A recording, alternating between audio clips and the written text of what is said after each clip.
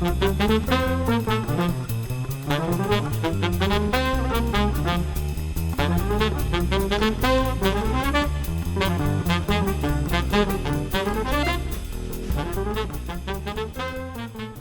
to the Business Brains and the Bottom Line podcast. My name is Paul Delegro, your host, and my guest today is Chris Maliszewski. Did I say that right, Chris?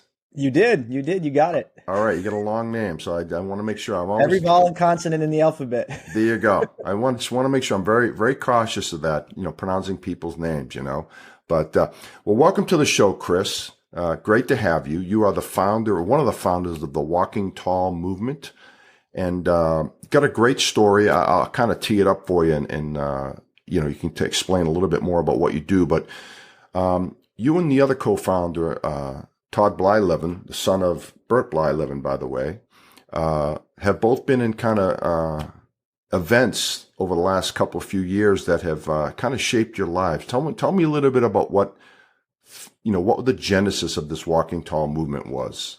Yeah, sure, Paul. Well, first off, thanks for having me. I'm excited to get to speak with you today, and it's an honor to be here. But as you mentioned, yes, both Todd Blyleven and I, unfortunately, are survivors of mass shootings. And without saying too much of Todd's story, he was a part of the worst mass shooting on record in the United States. On October 1st, 2017, he was at the Route 91 Harvest Country Music Festival in Las Vegas, when a killer opened fire and sadly took 58 lives that day. And Todd, did some extremely heroic tasks that evening, saved countless amounts of lives, and put himself in harm's way. And sadly, I was in a similar experience on July 4th, 2022. I was the co-chair of the Highland Park, Illinois Independence Day Parade, when a killer opened fire on that parade, sadly taking 7 lives, and physically wounding nearly 50 more. And then, as I always say, mentally harming countless amounts of people, including myself. And 3 days after my experience, I got a text message from Todd Blyleven. Did not know who he was. Okay, that was actually one of my questions. How did you guys connect? Yeah, so because you mentioned baseball and his dad being in the Hall of Fame, I also have an extensive background in the game of baseball prior to working in Parks and Rec as I do now. I coached collegiate baseball at the Division I level for about 10 years. Okay. Valparaiso University and then the University of Iowa, which was my alma mater. And unbeknownst to me, Todd and I had a mutual friend. And our mutual friend had known of Todd's experience in 2017. And on the 4th of July was texting me that day, checking on my safety. And I didn't know it, but he then reached out to Todd and asked Todd to reach out to me. Wow. Just to let me know that Todd was there for me, what he experienced, how he handled his situation, and what he was doing to make himself mentally well. And so July 7th, 2022, Todd introduced himself to me, and we've been best friends and brothers ever since. And here we are with the Walking Tall movement now. Yeah, cool. So obviously, I went to your website. I read a little bit about what you do. So the genesis obviously was those two events, right? And common ground between you and Todd. What's the purpose of the Walking Tall? Like, where do you see this thing going, and what's your goals?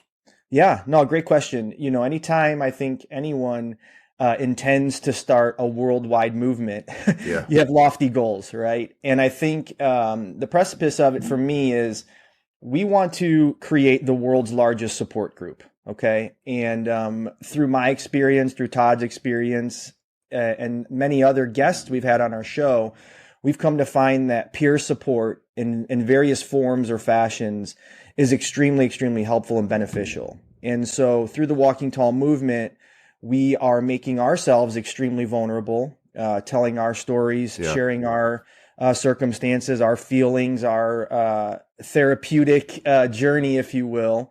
And we're hoping by doing so, others can gain strength through our experiences, because we don't want anybody to have to go through a mass shooting or any sort of trauma in that instance. And so what we're doing is bringing guests on with all types of experiences to share their story, to let others know they themselves are not alone. And so we're instilling hope and love and kindness into the world. And we want folks to know they're not alone, and that, being vulnerable is really one of the largest solutions to some of these mental health crises we're experiencing in the United States. Yeah. You touch on a good point, Chris. I mean, I think we were raised that as men, you got to be tough. You can't show emotion and all that. But I think that's changing. Or at least I hope it is. Yeah, it's definitely needed to change. I think, exactly right. And Todd talks about it quite often, being raised by his family the way he was. There was always the no blood, no foul, Right. wipe it off and get back in there type of mentality. And not that that's not beneficial at times. I think Sure. there's a place for it. But I think as mental health becomes prominent and a focus in the world as it should be, I think we're learning different ways to lift people up. And just being tough and gritting through it is sometimes not the most helpful. And we're learning that through our own journeys. And we're hoping we can inspire folks also to make themselves vulnerable and do the same and share their stories, because we always say, and as cliche as it sounds, is your story could be somebody else's survival guide, and that's really our motive. Yeah, and the more I think about it here is, when people have common ground, right? If people that are experiencing, it doesn't have to be a mass shooting, right? There's not many people that go through one of those, but there's all sorts of tragedies in life that people have to go through, and doing it alone can't be the right way to do it. Yeah, no, exactly. And I think, to your earlier point of, men particularly, but all humans in general, not really being comfortable, being as vulnerable as maybe they should be. I think that's why we're seeing such high incident rates of suicide. Yeah. And we start to see things from a mental health perspective that are really concerning in the world. And we believe that by sharing your story, helping others through theirs, we can maybe work towards lessening some of those rates that are really, really damaging society today. And, it's inspiring to see that, in fact, we are helping people through Yeah. what we're doing, but we still have such a long way to go. And, we have a lot more stories to share and a lot more people to meet. Yeah. I think in one of our previous conversations, you had said something like, if you can help one person, it'll be worth it. Yeah, that's our goal, is while we do have this lofty goal of a worldwide movement, right? We recognize that it's one person at a time. And listen, this isn't at this point a business for us. This is a Sure. passion. And so, our goal and motive was always to help just one person. And if we stopped at any point, we know if we did that, we would be a success and we can Right. hold our heads high. And so, one person at a time and one story at a time. And, at this point, like I said, we have some proof that it is working, and we believe we've helped more than one person at this time, and we're not stopping yet. Yeah, nice. You touched on something about suicide.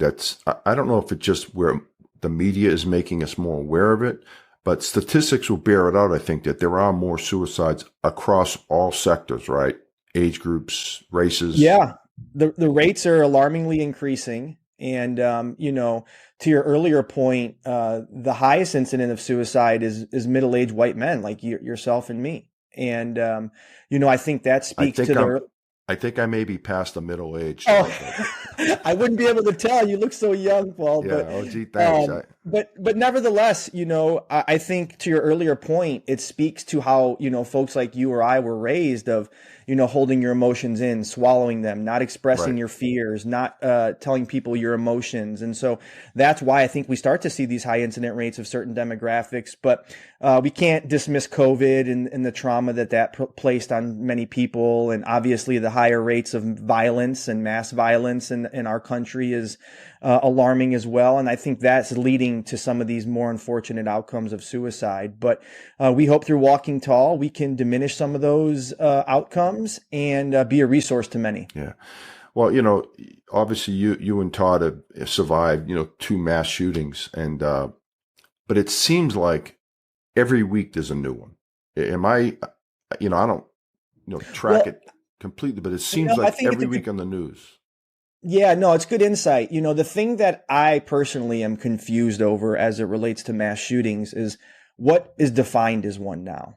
Yeah. And I think if you think back to Columbine or Sandy Hook or some of the initial really jarring events in our country, those were evident that they were mass shootings. What Todd went through, what I went through, that was clearly a mass shooting. But today, Many other definitions of mass shootings are, certain types of violence that maybe not in the same vein as what I Sure. experience. Like And so, you hear a lot of, you know, a person walks into a house and there's a relationship there and they end up killing themselves and three people in the house. correct. Like that, I That's would say, targeted. right. Yeah. Not a mass shooting, just a random shooting. It's something that there's a personal connection there. Yeah, and it's confusing. Definitions are changing almost by the day, and I can't keep up with them. I can barely keep up with myself half the time. So, but you're right. What I will say is violent crimes in general are on the uptick in any form or fashion, and we as a society have to be better. And whether it's a mass shooting or a carjacking or whatever the case may Sure. be, that's a traumatic experience, and people have to be able to have a resource to work through them. I don't know if we have enough time on this show to go over what the remedies are for this, but there's so many different parameters here that are coming into play. I think the biggest one is mental health. I think all these mass shooters have mental health issues. Am I missing the boat on this one, or is that Well, pretty I would common agree. thread? No. I think to commit any act of heinous crime in that sense, you have to have some sort of mental health concern, right? Right. But what I will also say is to execute something like that, you have to have high intelligence. Yes. And so, mental health is certainly a component to it, as are many other factors. And what I'll say about Walking Tall, and I think that we've wisely moved towards is staying down the middle, right? Obviously, Todd and I have personal feelings about gun Sure. control. We have personal feelings about mental health. We have personal feelings about everything for that matter. But as it relates to Walking Tall and how we're trying to work to better the world, we're keeping it down the middle. We're staying focused on helping people. We're staying focused on bettering the mental health and being vulnerable. We don't get into conversations of politics or gun control or things like that for good reason. But that's not to say that we don't have our own opinions and thoughts. Sure. For sure. No, that's pretty smart actually, because again, your goal is to help people, not to change the world from a political standpoint. It's to, make people's lives better. It's interesting in as you see in the media, there are various mass shooting survivors like Todd or I, very prominent in society, doing great work in their own lane, right? But what we found is many of these lanes are gun focused or they're political affiliation focused, things of that sort.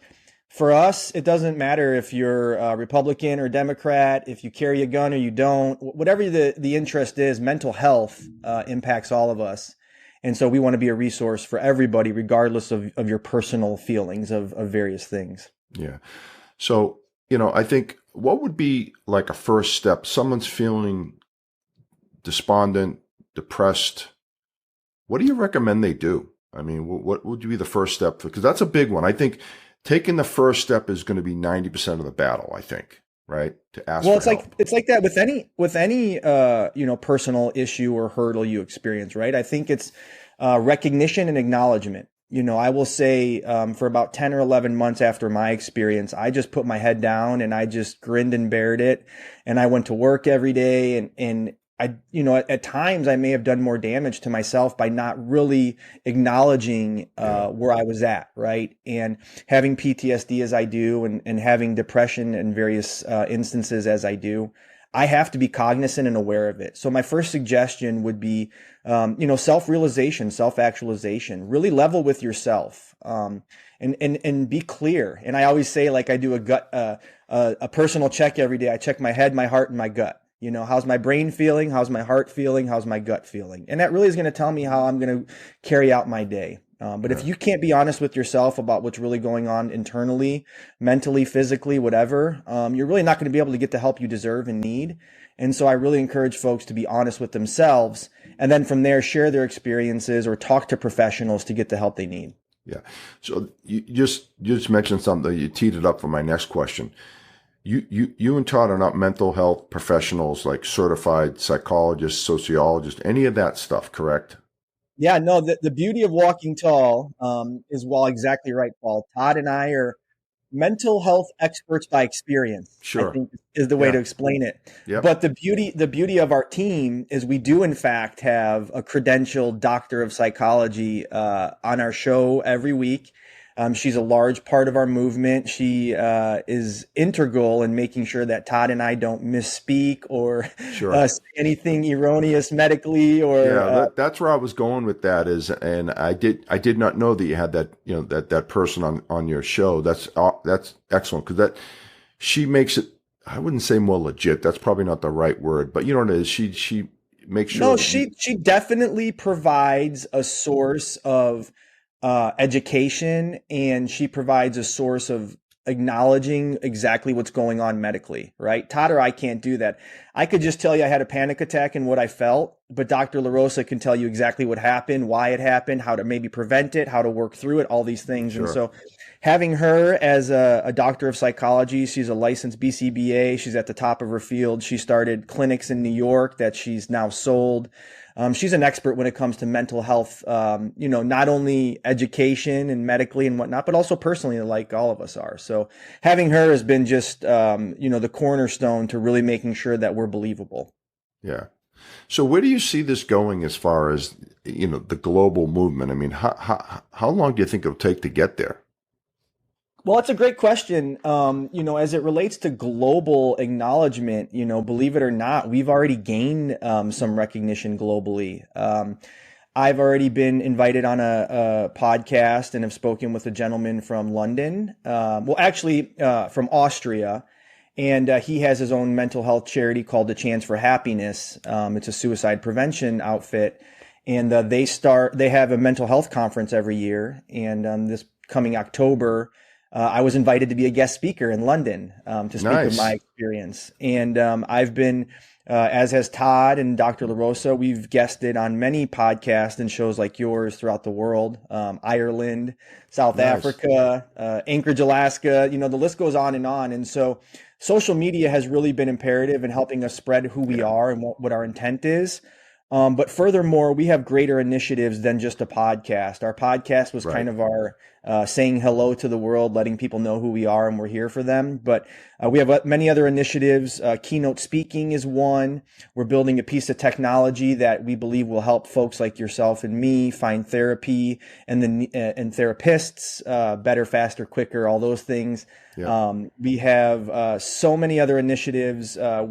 We're selling merchandise to carry our movement forward. I got my Walking Tall shirt on now, and our goal with that is if you put your Walking Tall hat or shirt, you're going to carry yourself a little bit better that day, and you're going to help others, and you're going to have a sense of pride. And so we have many and many initiatives. I don't want to let them I don't want to let the cat out of the bag too much, but we're not stopping at a podcast, and we're going to keep moving forward as best we can. Yeah. And thank God for technology today. You touched on social media and doing things like this. I mean, I've had guests from Australia. I've had guests from the UK on. I mean, 20 years ago, you couldn't do that. Yeah. Right. No, it's been amazing. The power of social media, I've always been aware of it. But since we started Walking Tall, I've become very, very active on LinkedIn. And that's how we met. And I've gotten to meet a lot of your colleagues. And I just decided one day to just take a leap of faith and not have a fear of failure and just be vulnerable on LinkedIn and share our story and promote Walking Tall. And lo and behold, we have a whole, just contingency of great folks like yourself and some of your other colleagues that I've worked with behind us, pushing our movement forward. And it's just been so, so inspiring. And you're exactly right. If not for internet or social media technology, who knows where we'd be. Yeah. And you touched on a good point. I've said this, I've been doing this for about 3 years now, and I've met some of the most wonderful people through the podcast industry. I've reached out to just random people that I like their stories, kind of like yourself, just reach out. And now we become friends. I've got friends all over the country, Europe. I mean, it's been a great experience for me. Yeah, it's been for me as well, and I think, through sharing my story and through Todd sharing his and Dr. LaRosa sharing hers, people gravitate towards us. And what I think you'll understand is, and what's been one of the more miraculous outcomes of Walking Tall, is when we're just having organic conversations with people and we naturally explain to them what Walking Tall is or how it came to be. And we tell folks, hey, I was in a mass shooting and this is my experience. Now, the responses you get and the stories you hear from people of their own trauma that you never knew existed or they would never tell you otherwise are miraculous. And you can almost feel people becoming lighter. when Sure. they tell you their experience or their story, and they only do so because I make myself vulnerable Right. first, or Todd, and so that's really what we're trying to instill in people, is being vulnerable, sharing your story is not only helpful to others but yourself as well. Yeah. And I think just talking about it and realizing that you're not alone is a big plus. No, it's imperative, that there's, back to the suicide rates. There's too many people who feel like they're alone and that's their only option. And, as it relates to suicide, I won't hide from it. I understand it is an option, right? Yeah. It's always an option. It's just that I don't believe it's the option. It's not the option for me. It's certainly not the option for Yeah. Todd. And we don't want to be the option for anybody else. Yeah. No, suicide's a big one. I always wonder, what is going through someone's mind at that moment. How Yeah. despondent and how desperate they must feel to. I just had a friend of mine down here in Texas just, killed himself probably about a month and a half ago. Yeah.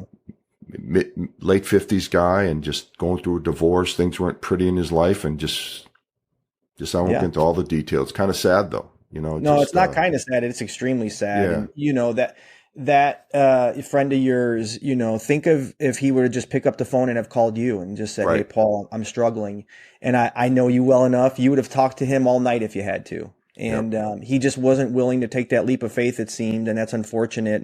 And that's what we're really trying to inspire folks to do. If you feel despondent, if you have despair in your life, if you've experienced something traumatic, whatever the case may be, just know, if you don't feel like you have that personal resource, that person you could reach out to directly, that we're here for them, and for anybody else for that matter. Absolutely. And before we end, we'll give everyone all the websites and all that. But I do have a question for you about the incident, if you don't mind me asking a few questions about it. Sure. So where were you when this whole thing happened? I'd like to know some details about your personal experience of what you heard first, saw first, and yeah. So I as I said earlier, I was the co-chair of the parade. So leading up for months to the event and to the day, I helped organize the entire event. Secured all the floats, organized the parade route, all these things. And I got on site that morning about 6 a.m. to organize the day, and I was the first one on site. It was a normal morning. I've been the co-chair of that parade for about 6 years. It was actually the first 4th of July parade since COVID in 2 years. So everybody was excited. Everybody was happy. You could imagine.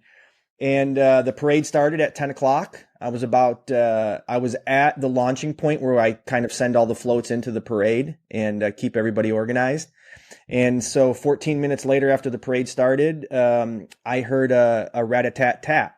And I was about a half a block away. And I put my head down, and I remember thinking, okay, well, what asshole shoots fireworks at a parade? Right. And then I thought, well, the color guard would be right about where the shots were, and I thought maybe they were shooting blanks. And then I remembered, well, no, they never do that. And then I heard it again. And I looked up, and I was about 10 feet from a coworker who were helping me manage the parade. And they became very panicked and asked, "What do we do? What do we do? What do we do?" And I said, "Stay calm." And we started pushing everybody south. And so I had 35 staff members working to send, thousands of people in the direction of south, away from where the shots were heard. But that doesn't mean we didn't know that there couldn't be more shooters in the area, right? And so you're just sending people to the safest location, but you have no idea who's a killer, who has a gun, and so for about a half hour after I heard the shots, I just ran around where I was located, and people were pleading with me to help find their children, find safety. Had to be chaos. It was pure chaos. Yeah. And so then from there, I went on for about 8 hours. I just worked to complete some tasks I never thought I would have to complete. I worked with law enforcement to rescue 13 staff members who were sheltering in strangers' homes that day. We vacated a beach with about 80 people still barbecuing and drinking their 4th of July beer. All while the killer was still on the loose. And so for approximately 8 hours, 7 hours, the suspect was not caught. And so as all of this activity was going on in town, we did not know where the person was, essentially who the person was. And Did they have a description? Did someone have a yeah, description? there was a fairly quick description. As I was in the command location, central location with EMS, fire, police, etc. Yep. We had a TV on, and we started seeing the press conferences. I was like 10 feet from the press conferences, and then they started to identify the suspect and put out searches and things of that sort. But it wasn't probably for like an hour or two before they really gathered who they thought it was. Yeah, because there's a lot going on, right? This stuff happened so quick, and so when did they end up catching him? It was approximately 6 p.m. that night. So I finally left Highland Park and came home at about 5:15 that night. And I showered and I, had a panic attack and things of that sort. And then I think it was at about like 6:15 or 6:30, I was told they finally caught him. And I guess what I've heard is that the suspect intended to, after they were done doing what they did, what he did in Highland Park, he was intending to drive to Madison, Wisconsin to do the same thing. The timing of it was such that he could have completed it. But I guess for whatever reason, he ultimately got scared and turned back around to come home to the community. And luckily he was caught then. Yeah. Yeah. So what's his status right now? In trial. And, I think this will be a long, legal battle. Not only is the suspect being charged, but also his father, because apparently his father signed his gun control card or his carry cards and things of that sort. I'm not familiar with what's needed to carry guns, but and I get updates. I get invited every time there's a court case. I could go into the court if I wanted. I get a Zoom link to watch it remotely if I prefer. Sure. And I just haven't done so yet. Maybe someday I'll walk into that courtroom and lay eyes on them, but I haven't had the strength enough yet to do so. Yeah, when you're ready, you'll be ready. Yeah, and if I'm not, that's okay too. Yeah. And I think what I say is like, I think at times I'd love to go and just see the circumstance of the court and all these things, but it's like, man, this guy's impacted my life enough. Do I really want to take more time out of my day to just sit there and see? And that's not worth it. I'd rather do something happy. When do they think the trial be coming to closure? Oh gosh, it's still in litigation, and there's motions to postpone and all these different types of things. I mean, as far as I'm concerned and what I understand of other circumstances of similar nature, this can go on for years, and that what I'll say, that in itself is damaging, right? Yes. Even when I get these emails from the county to attend these court cases, or if I happen to see his face on the news because he made a court appearance, it just boom, triggers you right back, and you have to work to ground yourself and understand that, hey, this is just reality and you got to move on. But it doesn't go away, and certainly it's not going away anytime soon. Yeah. But you are the classic example of someone, in my opinion, who took something terrible and is making something good come out of it. Well, thank you. With the Walking Tall movement. I mean, you could have gone the other direction, right? You could have done nothing and just felt sorry for yourself, felt sorry for your community, but you didn't. I commend you for that. You've picked yourself up and you're making something good happen, and your life is better because of it. You've done. Well, first off, thank you for the acknowledgement. And what I've also said many times, a dirty little secret about Walking Tall, and I'm not afraid to say it because I think it can help others as well, is that as much as we intend to help others, and as we spoke about earlier, just helping one person, it is, Walking Tall is so therapeutic for myself, for Todd, and even for Dr. LaRosa, I believe it. And so as selfish as that may sound, we're doing what we do, first and foremost to help others, but also to save ourselves in a sense. And, because as you can imagine, these emotions, these feelings, these thoughts can become overwhelming. And if you don't have a platform to express them, to let them loose, to talk about them with somebody like yourself, who knows what could happen. And I believe that that's why the suicide rates, again, not to harp on it, are what they are, because people don't make themselves vulnerable. They don't have platforms to share their stories or even hear others to know that they're not alone. And with that, we feel like if we're not doing Walking Tall or what we're doing, who knows where we would be as well. And so we're trying to uplift others, and you recognizing that means the world, Paul. So thanks. Yeah, that's great. Well, where the rubber meets the road, Chris, is if someone sees this, needs some help, where do they go? Yeah, sure. So we have a lot of opportunities to get a hold of us. So first and foremost, I would suggest and ask anybody to go to our website. It's www.walkingtallmovement.com. There you'll find a wealth of resources. We have a plethora of mental health hotlines and Sure. Tips and tricks on our site. There you can also find all 20 or so of our episodes we've released so far. You could find merchandise to help support our movement and carry us forward. But besides from our website, we also have all the social platforms. You could find us on Twitter, LinkedIn, Facebook, etc. And then our email addresses are very simple. If you want to get a hold of me directly, it's just chris@walkingtallpodcast.com, Todd, Vanetta, etc. We also have an info@walkingtallpodcast.com. So if you want to potentially be a guest or share some information, or if you have a resource you'd like to put on our website, please let us know, and we're happy to share as much as we can. Yeah, that's great. I appreciate that info, Chris. And just, for the people out there, just the only thing I would say is you're not alone, right? If you need help, there's several areas you can go and to find help and enrich your life, right? That's what it's all about, Chris. And the bottom line is, we're on earth for a long time. Some may think it's not long enough, but you got to wake up every day and be happy. I know that much. It's so funny you say that. In my coaching days, one of my mentors, he would always say, I'm not here for a long time. I'm here for a good time. And, I think that really rings true. And when you experience something like Todd or I experienced, it becomes harder to have a good time. And I'll just say it frankly, it's harder. But we also recognize that if we're going to be here, we might as well have a good time. And that's right. And we're going to work towards promoting good and spreading joy in the world and carrying our mission forward. And that's all we can do at this point. And we're having a lot of fun doing it. Yeah, awesome. Well, Chris, we'll kind of end on that note. We gave all your information out so people can get in contact with you, and I'll be following your movement, that's for sure, and I'll help any way I can.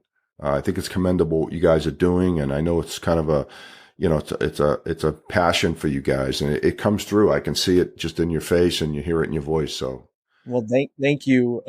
It really is a passion, and it's one that's just continuously growing. It's growing with your support. It's folks like everybody else and that we've met through our movement or we've known in our lives previously, and the support has been tremendous. And we just can't thank you enough for supporting us and allowing me on your platform to share our message and let people know who we are. Yeah, awesome. Well, it was my pleasure having you, Chris. And Paul, I got one more thing. What's going on? Anytime we end our show, we always have our guests say 2 words before we end, and it's walk tall. So I think maybe if you don't mind, can we end your show this week with a walk tall? Absolutely. All right. Well, go ahead, Paul. You got to lead us, though. You got to tell everybody, tell your listeners to walk. However you sign off, do whatever you got to do, but then let's tell your listeners to walk tall if you don't mind. All right. Well, normally the way I sign off is just say, hey, that's a wrap for another edition of Business Brains and the Bottom Line. And remember, walk tall. Walk tall, everybody. Thank you, Paul. You're welcome. Thank you.